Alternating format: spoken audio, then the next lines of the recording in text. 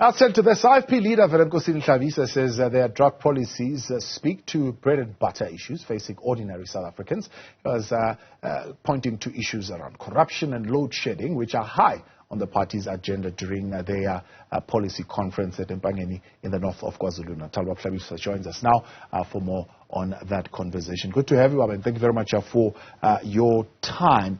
Firstly, maybe one could say, how has the party existed, at least in the last decade, without updating its policies? How relevant have you really been?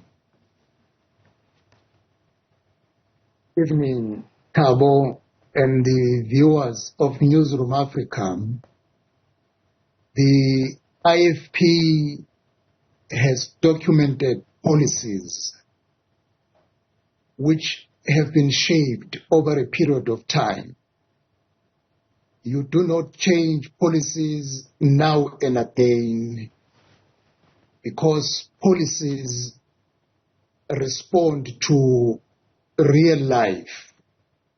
That is why we decided that we must hold the policy conference to review all our policies, having involved in an extensive consultation, which is a long process to get into it.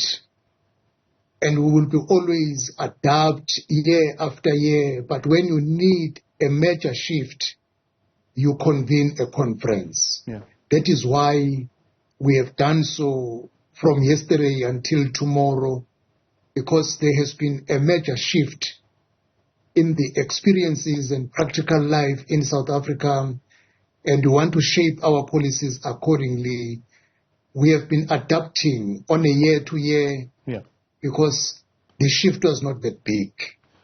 So one would say part of the shifts that could have happened would have been in the party itself. Would you say there's been a major shift in the party, of course, with the passing of the founder and emeritus president of the IFP, and you coming up in leadership, that you needed to give the party, I suppose, a new lease on life, a new fresh perspective on where the policies should go? Not necessarily, Thabo.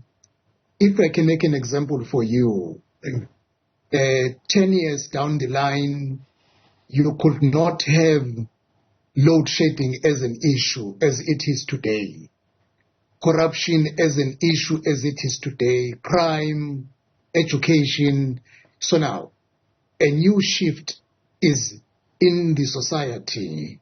That is why we said now, because there is a major shift in challenges, let us embark on an intensive process to address the challenges as they are. Yeah. Now, you're saying this major shift is going to be based on the devolution of power. Just put that in simple terms. What does it actually mean, and where have you applied this concept, at least in the municipalities where you are a majority? Thabo, let me share with you, and the people of South Africa, some of them know, at CODESA, it is the IFP that came with the concept of the three spheres of government: national, provincial, and local government. The ANC and all other parties yielded to the idea of the IFP. And we further said, devolve power from the national government to the local sphere. The issue of education, health, police will be better managed if it is managed at a local government level. If people of South Africa can give the IFP the power to be part of the government next year, we will devolve power in terms of police to ensure that we fight crime at a ground level, education as well as health. Even in terms of money, the resources, the IFP believes people will be served better if more money is devolved to the local government sphere where people live. Whenever people need services, they think of a councillor, not of an MP or MPL. We will be able to devolve power once we are in government next year, and people will see the real change in their life. Cape Town, with all powers, when it comes to police, education, health, is far distant from people. Once power is devolved to where people are on the local sphere of government, that is where services will be rendered at the maximum and for the big benefit for the people of South Africa. Yeah. I mean, the minister, you know his views on devolution, says there's one country and therefore there's one police force. And that police force reports to the state of South Africa. And so there cannot be many centers of police all over the place that are reporting it at different levels. It doesn't make for a good crime fighting strategy. Thabo, you know, the centralization of power when it comes to police is not helping our people. You know, a policeman is not accountable to the local mayor, to the councillor. He can do anyhow because he knows I'm only accountable to the national government, which is far, far, far away from where people are. In countries where a federal system of government is effectively used, where the power in terms of police, in terms of education, health, is at the closest point to the people, the services are better. No wonder you see the Minister of Police running up and down province to another province with no difference in terms of fighting crime. Is the centralization of power. The more you give power to people where they are, they effectively use that power. So that is why South Africa is what it is. South Africa is a crime scene, Thabo. Yeah. Everyone is not safe. Whether you drive your car, you know you can be hijacked. If you are sitting in your room, you know people might break in. If you are walking on the street, you know you might meet criminals and put your life in danger. Everyone is not safe in South Africa. Why? Centralization of the police system. Once the devolution of power is effected, the control, the effectiveness of police will be better than what it is under a centralized police system. Yeah. Devolution of the policing function would require a two-thirds majority because you'd have to change the Constitution. The Constitution does not currently provide for that. Do you believe as the IFP you'll be able to muster a two-thirds majority?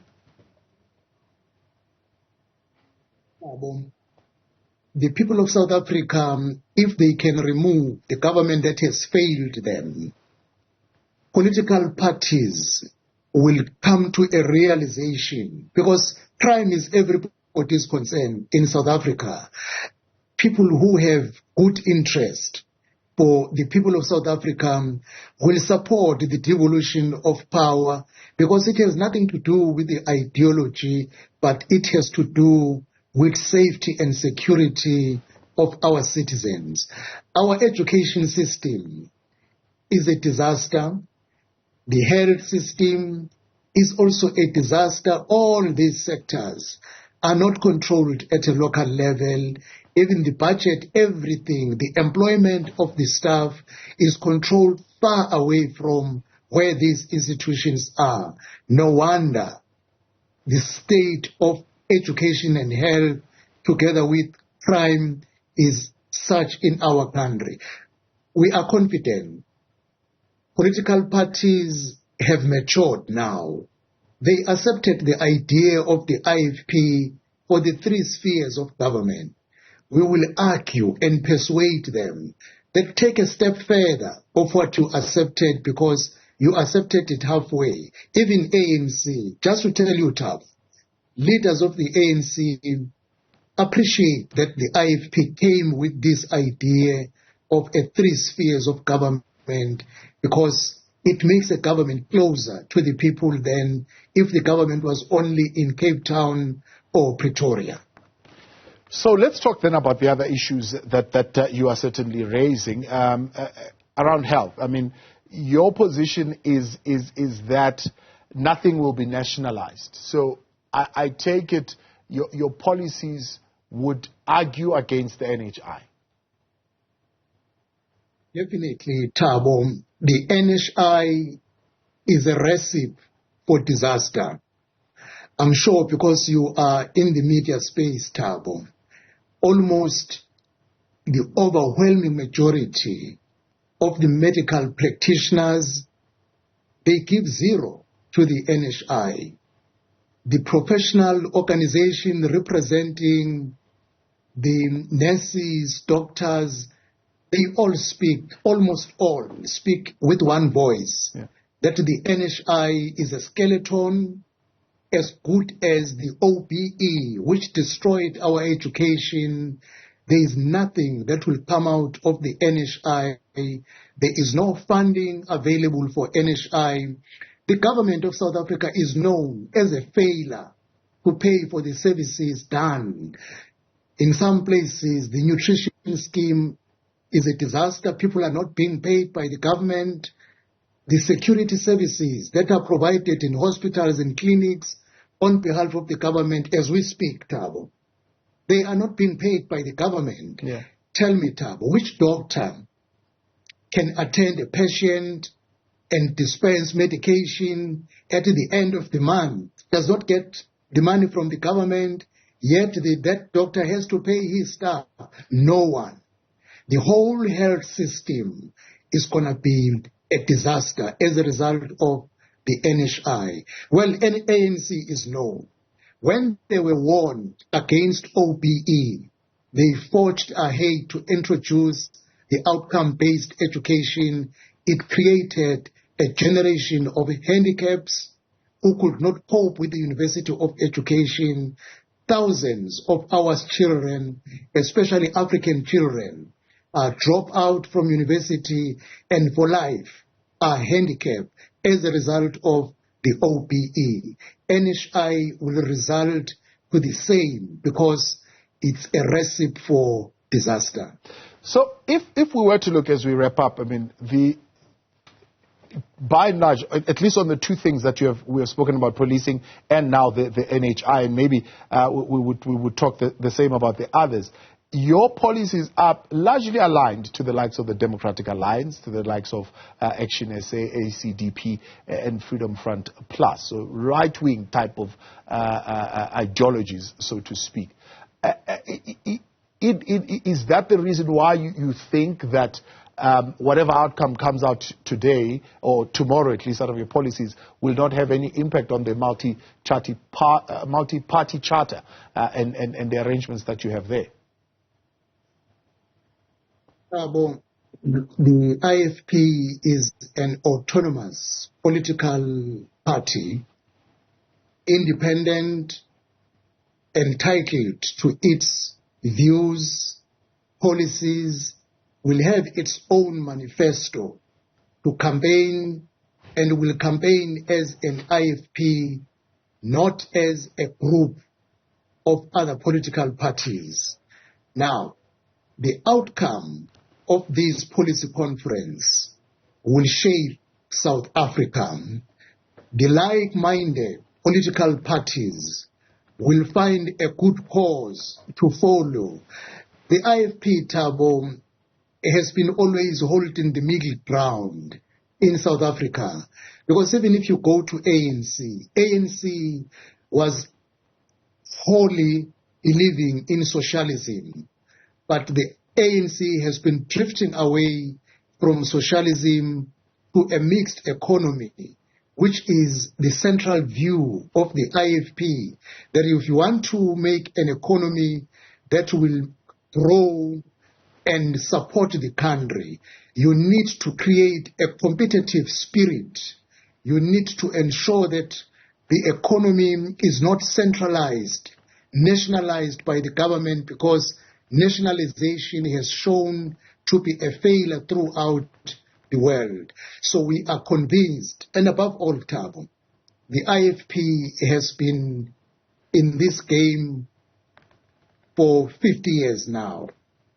And we have been in government, part of government in every election since 1994. So we have governed, we know what works. Hlabisa, appreciate your time. Thank you very much for coming on, leader of the Inkatha Freedom Party there, Velenkosini Hlabisa.